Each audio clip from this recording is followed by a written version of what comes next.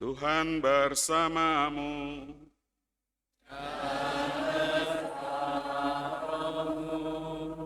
Inilah Injil suci menurut Santo Lukas.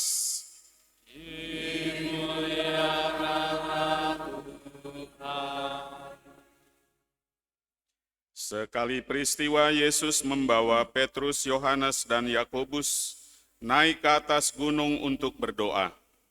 Ketika Yesus sedang berdoa, rupa wajahnya berubah dan pakaiannya menjadi putih berkilauan.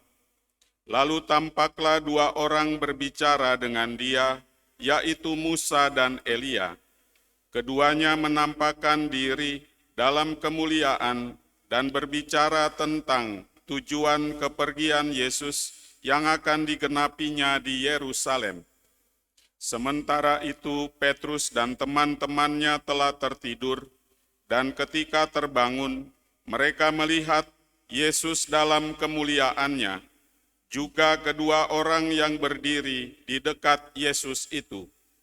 Ketika kedua orang itu hendak meninggalkan Yesus, Petrus berkata kepadanya, "Guru, alangkah baiknya kita berada di tempat ini. Biarlah sekarang kami dirikan 3 kemah, satu untuk engkau, satu untuk Musa, dan satu untuk Elia." Tetapi Petrus tidak tahu apa yang dikatakannya itu. Sementara ia berkata demikian, datanglah awan menaungi mereka. Ketika masuk ke dalam awan itu, takutlah mereka. Lalu terdengarlah suara dari dalam awan itu yang berkata, "Inilah putraku yang aku pilih, dengarkanlah dia." Ketika suara itu terdengar, tampaklah Yesus tinggal seorang diri. Murid-murid itu pun merahasiakannya, dan pada masa itu mereka tidak menceritakan kepada siapapun apa yang telah mereka lihat itu. Demikianlah sabda Tuhan. Terpujilah Kristus.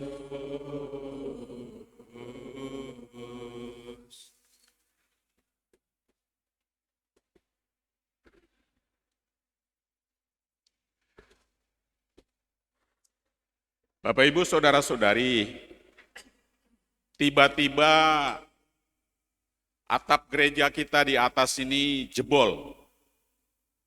Lalu turun dari atas. Wes, mendarat di sini malaikat.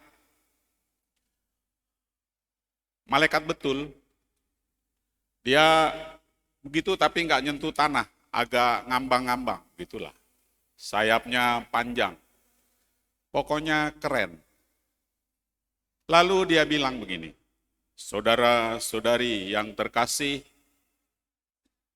2 jam lagi kiamat." Lalu blep, malaikatnya hilang. Apa yang akan Anda lakukan, Bapak Ibu? Dalam waktu kedatangan malaikat sampai 2 jam mendatang. Kiamat tuh. Saya kasih waktu 1 jam untuk pikir-pikir. Dan Anda nggak perlu keluar dari ruangan ini ya sampai kiamatnya datang. Sebab nggak ada guna lagi. Di beberapa tempat saya buat pertanyaan begini, lalu ada yang angkat tangan. Berdoa Romo, baik. Bertobat, boleh. Bayar utang, ada yang nagih utang, nggak ada guna. Masih beberapa menit lagi ya. Dan beberapa di tempat lain pun seperti ini suasananya. Semua diam. Sambil bertanya, apa benar, apa enggak gitu kan. Benar nih, 2 jam lagi kiamat nih. Ibu itu pergi dia. Nggak ikut-ikut. Nggak apa-apa Bu, pergi aja. Toh kalau kiamat bukan hanya di sini, di luar juga dapat. Dan saya jamin saya dan Romo Pius pasti juga nggak akan masuk surga ya. Karena panitia. Kami berdua panitia ya. Bapak Ibu harus baik-baik dengan kami. Ya. Dulu Bapak Ibu ada seorang santo yang ditanya yang sama. Dia sedang bermain-main bersama teman, lalu ada yang bertanya, "Woi, kalau malaikat turun tiba-tiba bilang 2 jam lagi mau kiamat, kamu mau ngapain?" Orang ini seperti tidak peduli, dia terus bermain-main. Kemudian temannya jengkel, "Woi, 2 jam lagi kiamat lu mau ngapain?" Dia nggak peduli, dia main-main terus. Sampai 3 kali. "Woi, 2 jam lagi kiamat lu mau ngapain?" Temannya berhenti lalu tersenyum. Mau 2 jam kek, mau 20 menit kek, mau 2 menit kek, saya akan terus bermain. Temannya kaget. Nah, Bapak Ibu, kalau ditanya seperti itu, jawaban kita seperti santo itu.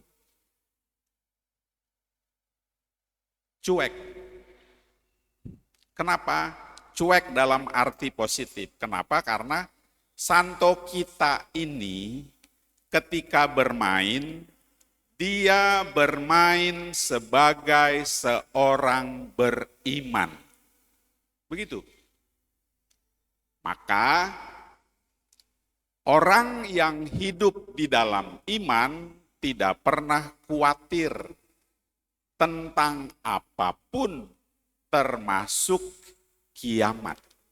Maka mau 2 jam lagi, mau 20 menit lagi, mau 2 menit lagi, silakan. Kalau saya sedang bekerja, tetap bekerja. Saya sedang tidur, nyenyak aja terus. Saya sedang bermain, bermain aja. Saya sedang menolong orang saja. Saya sedang marah, hati-hati. Orang beriman tidak marah. Itu. Ya, jadi kalau sedang marah, kiamat datang, oh, kamu ketahuan. Begitulah ya. Bahaya. Maknanya sederhana Bapak Ibu. Apapun, dimanapun, kita menjadikan Tuhan kita Yesus Kristus sebagai pusat hidup kita. Sehingga apapun yang akan kita alami, kita tidak khawatir. Karena tahu pusat hidupku adalah Tuhan sendiri. Bacaan kedua tadi mengatakan, jangan menjadikan hal-hal lain yang mungkin membahagiakan, menggembirakan, dalam tanda kutip, menguasai hidup kita, menjadi pusat hidup kita. Harta benda perlu. Jabatan dibutuhkan. Kemakmuran kesejahteraan perlu banget. Tetapi tidak menjadi pusat hidup kita. Semua selalu bermakna sosial. Apapun yang kita miliki, apapun yang kita kenakan, punya makna sosial. Tidak melulu pribadi. Maka pusat kita bukan itu. Pusat kita adalah Tuhan. Dan untuk menjadikan Tuhan sebagai pusat hidup tidak mudah. Setiap hari kita harus latihan. Bapak Ibu kalau mau jaga kesehatan olahraga. Tidak mendadak lalu bisa lari 100 km per jam, tapi harus latihan. Latihan bangun pagi mungkin, jalan pelan-pelan. Begitu, semua ada latihannya, termasuk membangun hubungan dengan Tuhan. Ada latihan, latihan setiap hari, latihan berdoa, latihan berpuasa, latihan bertobat, dan seterusnya. Semua dengan latihan. Setelah sekian waktu, kita akan memiliki hubungan yang bertumbuh di dalam Tuhan kita. Sekaligus hubungan kita dengan sesama juga diperbaiki, dipulihkan kalau ada luka-lukanya. Maka Bapak Ibu Saudara-saudari, menjadi Katolik bukan kebetulan, tetapi panggilan. Maka jangan bilang begini, saya guru kebetulan Katolik. Saya pedagang kebetulan Katolik. Saya pengusaha kebetulan Katolik. Saya tentara, polisi, PNS, kebetulan Katolik, dan seterusnya. Bukan, harus dibalik. Saya Katolik, kebetulan guru. Saya Katolik, kebetulan pengusaha. Saya Katolik, kebetulan pedagang. Saya Katolik, kebetulan jadi polisi, jadi tentara, jadi PNS. Begitu. Iman bukan kebetulan, tetapi panggilan. Mari Bapak Ibu, kita bertanya dalam hati kita, sampai hari ini, siapa yang menjadi pusat hidup di dalam diriku, di dalam keluargaku, di dalam lingkunganku? Jawaban ada pada Anda masing-masing. Tuhan memberkati. Amin.